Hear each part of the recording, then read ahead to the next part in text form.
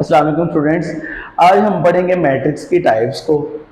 सबसे पहले जो हमारे पास टाइप है मैट्रिक्स की वो रो मैट्रिक्स। रो की कल हमने बात की थी कि फर्ज करते हैं हमारे पास एक मैट्रिक्स है, डी मैट्रिक्स कह देता हूँ, और इसके एलिमेंट्स हैं 2, 6, 3 और 5।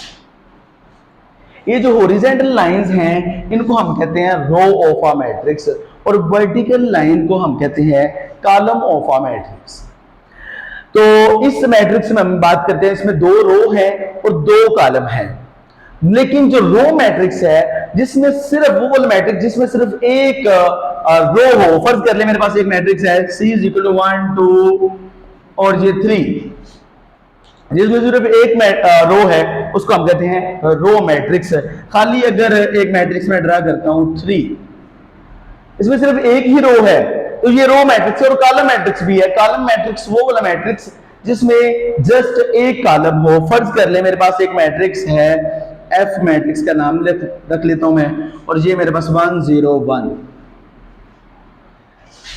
इसमें सिर्फ एक कॉलम है। वो वाला मैट्रिक्स जिसमें जस्ट 1 कॉलम हो उसको हम कहते हैं कॉलम मैट्रिक्स। बस ये आपने बताना है, एमसीक्यूज के तौर पे आता है। आपने याद रखना है कि रो मैट्रिक्स क्या होता है और कॉलम मैट्रिक्स क्या होता है। इसके आगे हमारे पास एक टाइप है इसकी नल मैट्रिक्स। नल या जीरो मैट्रिक्स नाम से शो है।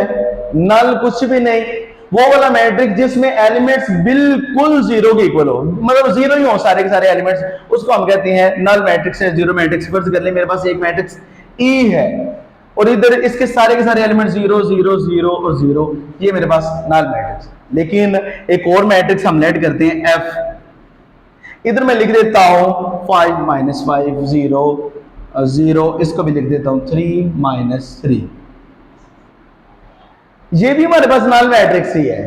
तो 5 - 5 ऑपरेशन अगर होल्ड करें तो ये भी 0 है, 3 - 3 ये भी 0 है। सारे की सारी हमारे पास जो एलिमेंट्स हैं इस मैट्रिक्स के वो 0 है। ये हमारे पास भी नल मैट्रिक्स है। आप बस ये याद रखिए कि वो वाला मैट्रिक्स जिसमें सारे के सारे एलिमेंट्स 0 के इक्वल होते हैं हम उसको नल मैट्रिक्स कहते हैं। इसके बाद हमारे पास स्क्वायर मैट्रिक्स।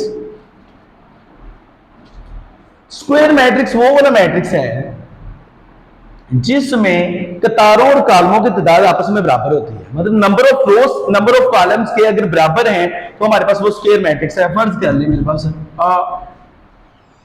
ए मैट्रिक्स है 2, 1, 3, 5, तो इसमें नंबर ऑफ रोज बराबर है नंबर ऑफ कॉलम के, तो ये हमारे पास कौन सा मैट्रिक्स है? Square matrix. लेकिन अगर number of rows number of column के बराबर ना हो उसको हम कहते हैं रेक्टेंगुलर मैट्रिक्स।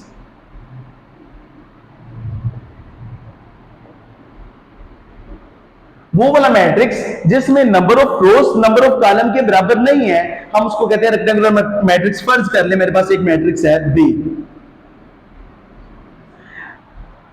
बी एक मैट्रिक्स है 1, 2, 3, 4, 5, 6। इसमें देखिएगा हमारे पास 3 रो है लेकिन कॉलम हमारे पास 2 है। स्क्वायर में 2 रो और 2 कॉलम, लेकिन रेक्टेंगल में हमारे पास number of rows number of column के बराबर नहीं होती। ये मेरे पास रेक्टेंगुलर मैट्रिक्स है। इसके बाद हमारे पास एक टाइप आती है डायगोनल मैट्रिक्स की। डायगोनल मैट्रिक्स वो वाला मैट्रिक्स है जिसमें डायगोनल एंट्रीज के अलावा बाकी सारी एंट्रीज बाकी सारे एलिमेंट्स 0 के इक्वल होते हैं। कम से कम एक डायगोनल एंट्री 0 के इक्वल नहीं होनी चाहिए। फर्ज करने मेरे पास एक मैट्रिक्स है D और इधर 1, 0, 0 और 2, ये जो डायगोनल है ये 0 के इक्वल नहीं होने चाहिए। इनके अलावा बाकी सारी एंट्रीज 0 होनी चाहिए। हाँ, ये भी 0 हो सकता है, कम से कम एक एंट्री आपकी नॉन 0 हो डायगोनल में, वो हमारे पास क्या है? डायगोनल मैट्रिक्स है। डायगोनल मैट्रिक्स की 2 टाइप्स हैं, एक है स्केलर मैट्रिक्स और एक है हमारे पास आइडेंटिटी। आइडेंटिटी को यूनिट मैट्रिक्स भी कहते हैं, यूनिट मैट्रिक्स।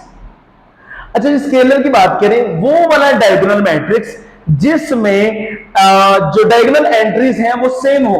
अगर तो डायगोनल एंट्री सेम है, फर्ज कर लें कि मेरे पास ई है 2 0 0 और ये भी 2, अगर डायगोनल एंट्रीज सेम है तो हमारे पास ये कौन सा मैट्रिक्स है, स्केलर मैट्रिक्स है। ये भी f is equal to under root 7 0 0 under root 7, ये भी हमारे पास क्या है, डायगोनल मैट्रिक्स। लेकिन अगर वो वाला डायगोनल मैट्रिक्स जिसमें डायगोनल एंट्रीज 1 हो,